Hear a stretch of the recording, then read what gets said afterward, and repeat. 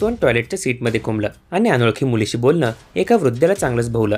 व्हिडिओच्या कॅप्शनमध्ये नमूद केल्याप्रमाणे घटना अशा आहे, पुण्यातील म्हाळुंगे पाडळे गावातील एका बिल्डिंगमध्ये एक वयोवृद्ध महिला एका अनोळखी तरुणीबरोबर गप्पा मारत लिफ्टमधून 4थ्या मजल्यावर जात होती।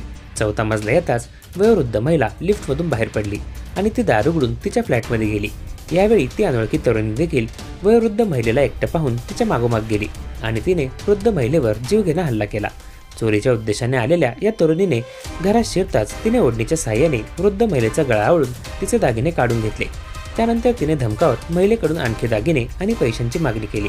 यावेळी वयोवृद्ध महिला तिला प्रतिकार करण्याचा प्रयत्न करत होती, मात्र त्या तरुणीने तिला ओढत टॉयलेट सीटपर्यंत नेले।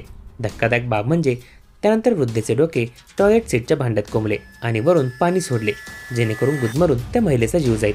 पण वृद्धेने जीव वाचवण्यासाठी ताकद लावून आपले डोके फिरवले आणि त्या चोर महिलेकडे याचना केली, मला मारू नकोस, मी तुला कानातले आणि इतर सोने देते आणि पैसा देते, पण मला सोड। यावेळी वृद्ध महिला कानातील कुडा काढण्याचा प्रयत्न करताना तिला फ्लॅटची काचेची खिडकी दिसली। अखेर जीव वाचवण्यासाठी म्हणून तिने डायरेक्ट खिडकीवरून उडी मारली आणि ती जोरात ओरडली की मला वाचवा।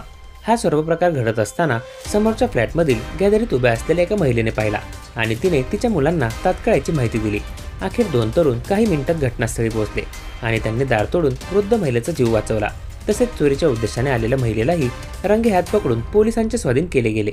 पण अशा प्रकारची घटना तुमच्याबरोबरही घडू शकते, त्यामुळे अनोळखी लोकांशी बोलणं टाळा। अशा लोकांना आपल्या घराविषयी, कुटुंबाविषयीची माहिती शेअर करू नका, कारण कोणकोणत्या उद्देशाने तुमच्या घरात शिरेल ते काही सांगता येत नाही।